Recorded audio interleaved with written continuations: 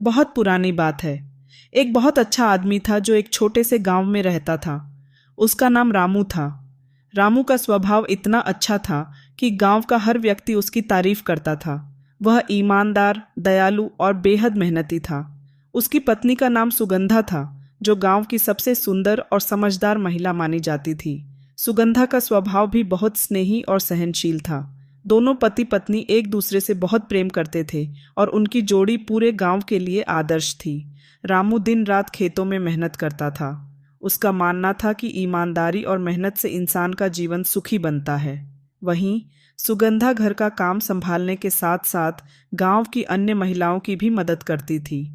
दोनों का जीवन शांतिपूर्ण और खुशहाल था, लेकिन उनकी सबसे बड़ी समस्या यह थी कि उनके पास जमीन बहुत कम थी और इससे उनकी आमदनी पर्याप्त नहीं हो पाती थी। एक दिन रामू को पता चला कि पास के जंगल में बहुत अच्छी लकड़ियां मिलती हैं, जिन्हें बेचकर अच्छा पैसा कमाया जा सकता है। उसने सोचा कि खेतों के अलावा अगर वह जंगल से लकड़ी लाकर बेचने का काम भी शुरू कर दे तो उनकी आर्थिक स्थिति में सुधार हो सकता है। सुगंधा ने उसे इस काम के लिए प्रोत्साहित किया और कहा, तुम्हारी मेहनत और ईमानदारी से भगवान जरूर मदद करेंगे। मैं तुम्हारे साथ हूँ। अगले दिन रामू जंगल की ओर निकल पड़ा। जंगल घना और डरावना था, लेकिन रामू ने हिम्मत नहीं हारी। उसने अपनी कुल्हाड़ी उठाई और एक बड़े पेड़ को काटने की तैयारी करने लगा। जैसे ही उसने पहला वार किया, जंगल में एक अजीब सी आवाज गूंज उठी। ऐसा लग रहा था जैसे कोई उससे कुछ कहना चाहता हो। रामू ने चारों ओर देखा, लेकिन वहां कोई नहीं था। रामू अब हर रोज जंगल में लकड़ियां लेने जाने लगा। उसकी मेहनत रंग लाने लगी, क्योंकि लकड़ियों की बिक्री से उसे अच्छे पैसे मिलने लगे। घर की स्थिति भी धीरे धीरे सुधरने लगी। रामू को इस बात की खुशी थी कि उसकी मेहनत से सुगंधा को कोई कमी नहीं हो रही थी। लेकिन उसे यह नहीं पता था कि जिस जंगल में वह हर दिन जाता है, वहां एक जादूगरनी भी रहती है। जादूगरनी का नाम तृष्णा था। वह सालों से उसी जंगल में रहती थी, इंसानों से दूर, और अपने जादू के बल पर अकेले अपना जीवन बिता रही थी। तृष्णा बहुत शक्तिशाली थी, लेकिन उसका दिल अकेलेपन से भरा हुआ था। जब उसने पहली बार रामू को जंगल में देखा तो उसकी मेहनत और सजीवता से वह मोहित हो गई। वह हर रोज छिपकर उसे काम करते हुए देखती। रामू के मजबूत शरीर, मेहनत करने का जुनून और ईमानदारी ने तृष्णा को उसकी ओर खींच लिया। दिन ब दिन तृष्णा की चाह रामू के प्रति बढ़ती जा रही थी। उसने सोचा, यह आदमी तो मुझसे भी अधिक ताकतवर और साहसी है। इसे मैं अपने पास रखना चाहती हूँ। यह मेरे अकेले जीवन को भर सकता है। लेकिन तृष्णा जानती थी कि रामू की पत्नी भी है, जिससे वह बेहद प्यार करता है। यह सोचकर वह असमंजस में थी कि आखिर वह क्या करे। एक दिन तृष्णा ने अपनी जादुई शक्ति से रामू के रास्ते में अचानक से तेज आंधी और तूफान खड़ा कर दिया। रामू हैरान होकर रुका, लेकिन उसने हिम्मत नहीं हारी।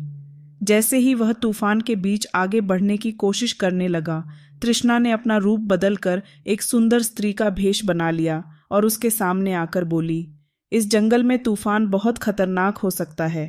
तुम मेरी झोपड़ी में चलो, वहां सुरक्षित रहोगे। रामू ने उसकी बात मानी और कहा, आप कौन हैं? पहले तो मैंने आपको इस जंगल में कभी नहीं देखा। तृष्णा ने मुस्कुराते हुए कहा, मैं यहाँ अकेली रहती हूँ। यह मेरा घर है और मैं इस जंगल की रखवाली करती हूँ। रामू को उसकी बातों पर शक तो हुआ, लेकिन उसने सोचा कि शायद वह सच कह रही है। तृष्णा उसे अपनी झोपड़ी में ले गई, जहां उसने रामू के लिए खाने पीने का इंतजाम किया। लेकिन रामू ने विनम्रता से कहा, धन्यवाद, पर मुझे अपनी पत्नी के पास लौटना है। वह मेरा इंतजार कर रही होगी। यह सुनकर तृष्णा का दिल जल उठा। उसने सोचा, इस आदमी को अपने वश में करना आसान नहीं होगा। मुझे अपनी जादुई शक्तियों का इस्तेमाल करना पड़ेगा। तृष्णा ने रामू को अपने पास बैठाया और सीधे उसकी ओर देखते हुए कहा, रामू, तुम्हें पता है कि मैं कौन हूँ? मैं इस जंगल की रानी हूँ। मेरे पास अपार धन और शक्ति है। मैं अमीर और सुंदर हूँ, लेकिन मेरे जीवन में प्यार और साथ की कमी है। तुम्हें देखते ही मैं तुम्हारी मेहनत, ताकत और ईमानदारी पर मोहित हो गई हूँ। मैं तुम्हें एक प्रस्ताव देना चाहती हूँ। रामू ने चौंकते हुए पूछा, प्रस्ताव? कैसा प्रस्ताव? तृष्णा ने अपनी बात जारी रखते हुए कहा, तुम गरीब हो और दिन रात मेहनत करते हो। मैं चाहती हूँ कि तुम मेरे साथ रहो और मेरी ज़रूरतें पूरी करो। सके बदले मैं तुम्हें इतना धन दूंगी कि तुम्हें जीवन भर कोई तकलीफ न होगी। तुम्हें बस हर रोज यहाँ आना होगा और मेरे साथ शारीरिक संबंध बनाना होगा। रामू यह सुनकर सन्न रह गया। उसकी आंखों में गुस्सा और हैरानी झलकने लगी। उसने कड़क आवाज में कहा, तुम यह क्या कह रही हो? मैं एक ईमानदार और मेहनती आदमी हूँ। मैं अपने प्यार, अपनी पत्नी के साथ खुश हूँ। तुम्हारे धन और सुंदरता के लालच में आकर मैं अपने उसूलों और अपनी पत्नी के विश्वास को कभी नहीं तोड़ सकता। तृष्णा को रामू का यह जवाब सुनकर झटका लगा। उसने गुस्से में कहा, तुमने मेरी बात ठुकराई? क्या तुम्हें पता नहीं कि मैं कौन हूं? मैं चाहूं तो अपनी जादुई शक्तियों से तुम्हें मजबूर कर सकती हूं। रामू ने दृढ़ता से जवाब दिया, तुम चाहे जितनी भी शक्तिशाली हो, मैं अपनी नैतिकता और अपने रिश्तों के प्रति वफादार हूं। तुम मुझे डराकर या लालच देकर बदल नहीं सकती। मैं अब यहां और नहीं रुकूंगा। तृष्णा ने सोचा कि रामू को अपनी बात मनवाने के लिए उसे और चालाकी से काम लेना होगा। उसने उसे रोकने की कोशिश की, लेकिन रामू झोपड़ी से बाहर निकलकर तेजी से अपने रास्ते पर चल दिया। तृष्णा के मन में अब गुस्सा और लालच दोनों बढ़ने लगे। उसने मन ही मन ठान लिया, रामू को मुझसे दूर जाने नहीं दूंगी। वह चाहे जितना विरोध करे, मैं उसे अपना बनाकर रहूंगी। अब यह मेरे लिए एक चुनौती है। तृष्णा ने अपनी जादुई शक्तियों का इस्तेमाल करते हुए रामू की जिंदगी में मुश्किलें पैदा करनी शुरू कर दी। उसने ऐसा जादू किया कि रामू के खेत में फसल उगनी बंद हो गई। जो लकड़ियां वह जंगल से लाकर बेचता था, वे या तो खराब निकलती या बाजार में बिकती ही नहीं थीं। धीरे धीरे रामू और सुगंधा के घर में पैसों की तंगी होने लगी। सुगंधा ने रामू को हिम्मत दिलाते हुए कहा, तुम चिंता मत करो, भगवान ने हमें अब तक संभाला है, आगे भी संभालेंगे। मेहनत करना मत छोड़ो। रामू ने सिर हिलाया, लेकिन मन ही मन वह परेशान था। इसी बीच तृष्णा ने अपने जादू से रामू के मन में अपनी छवि को गहराई से बिठाना शुरू कर दिया। उसने ऐसा जादू किया कि रामू का दिमाग बार बार उसकी सुंदरता और उसके प्रस्ताव के बारे में सोचने लगा। अब रामू अपने काम में मन नहीं लगा पाता। वह अक्सर सोचता, तृष्णा कितनी सुंदर है और उसने जो कहा था उसमें कितना आराम है। अगर मैं उसकी बात मान लूं तो न तो मुझे इतनी मेहनत करनी पड़ेगी और न ही पैसों की कमी होगी। यह सोच रामू को अंदर ही अंदर कचोटने लगी।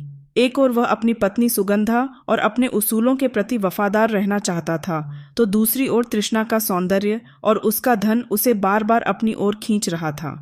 तृष्णा अपने जादू से रामू की इस दुविधा को देख रही थी। वह मन ही मन मुस्कुराई और बोली, बस थोड़ा और समय, फिर यह आदमी पूरी तरह से मेरा हो जाएगा। उसने रामू के घर के हालात और खराब कर दिए। अब सुगंधा भी परेशान रहने लगी। एक रात रामू अपने खाट पर लेटा हुआ था। उसके मन में फिर से तृष्णा का चेहरा उभरने लगा। उसने सोचा, शायद मैं सुगंधा को बिना बताए तृष्णा के पास चला जाऊं। अगर मैं कुछ दिनों के लिए उसके साथ रहूं तो मेरी आर्थिक परेशानी खत्म हो सकती है। सुगंधा को भी कुछ पता नहीं चलेगा। रामू का मन इस विचार से उलझा हुआ था। क्या वह अपनी ईमानदारी और पत्नी के प्रति वफादारी को छोड़कर तृष्णा के पास जाएगा, या वह अपनी पत्नी और अपने उसूलों के लिए तृष्णा का सामना करेगा? रामू के मन में तृष्णा की बातों और उसकी सुंदरता का प्रभाव इतना गहरा हो गया कि उसने अपनी नैतिकता और पत्नी के प्रति वफादारी को कमजोर पड़ते देखा। उसने सोचा, अगर मैं सुगंधा को बहन बनाकर तृष्णा के पास चला जाऊं तो न मेरी पत्नी मुझसे कुछ सवाल करेगी और न ही मेरी इज्जत पर आंच आएगी। एक रात रामू ने सुगंधा से कहा, देखो, हमारी हालत दिन ब दिन खराब होती जा रही है। मुझे कहीं से मदद लेनी पड़ेगी। पास के जंगल में एक महिला रहती है जिसे लोग बहुत धनवान और दयालु मानते हैं। मैं उससे जाकर मदद मांगूंगा।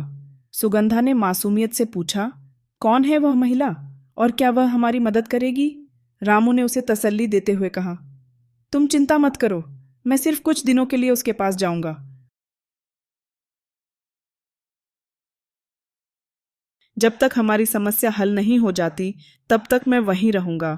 तुम इसे मेरा फर्ज समझकर स्वीकार करो। रामू ने सुगंधा को बहन का दर्जा देते हुए कहा, अब तुम मेरी बहन हो और मैं जो भी कर रहा हूँ वह इस परिवार के लिए कर रहा हूँ। सुगंधा उसकी बात समझ नहीं पाई, लेकिन उसने रामू पर भरोसा किया और कहा, तुम्हारा जो दिल कहे वही करो, भगवान सब ठीक करेंगे। रामू अगले दिन तृष्णा के पास पहुंच गया। तृष्णा उसे देखते ही खुश हो गई और बोली, मैं जानती थी कि तुम आओगे। आखिरकार तुम्हें मेरी बातों का महत्व समझ में आ ही गया। रामू ने सिर झुकाते हुए कहा, हाँ, मैं तुम्हारे पास आ गया हूँ। हमारी हालत खराब है और मुझे तुम्हारी मदद चाहिए। तृष्णा ने मुस्कुराते हुए कहा, मेरी मदद सिर्फ एक शर्त पर मिलेगी। तुम्हें मेरे साथ रहना होगा और मेरी इच्छाएं पूरी करनी होंगी। रामू ने उसकी शर्त मान ली और तृष्णा के साथ रहने लगा। तृष्णा ने उसे ढेर सारा धन दिया और रामू उसकी हर बात मानने लगा। लेकिन उसके मन में कहीं न कहीं सुगंधा के लिए अपराध बोध बना हुआ था। इधर सुगंधा घर पर अकेली बैठी अपने पति का इंतजार कर रही थी। उसे रामू की बातों पर पूरा भरोसा था, लेकिन वह यह नहीं जानती थी कि रामू ने अपने उसूलों को छोड़कर तृष्णा के जाल में फंसना स्वीकार कर लिया है। अब रामू तृष्णा के साथ है, लेकिन क्या यह रिश्ता उसे सुख देगा या उसकी जिंदगी में और बड़ी परेशानियां आने वाली हैं। एक हफ्ते तक रामू और तृष्णा ने एक दूसरे के साथ शारीरिक संबंध बनाए। तृष्णा ने अपनी हर इच्छा पूरी करवाई और इस दौरान उसने रामू को अपनी ताकत और संपत्ति का अनुभव कराया। रामू, जो पहले अपनी गरीबी और तंगी से परेशान था, अब तृष्णा के दिए धन और सुख सुविधाओं से प्रभावित हो गया। हफ्ते भर बाद तृष्णा ने रामू को बहुत सारा पैसा और गहने देते हुए कहा, यह सब तुम्हारे लिए है।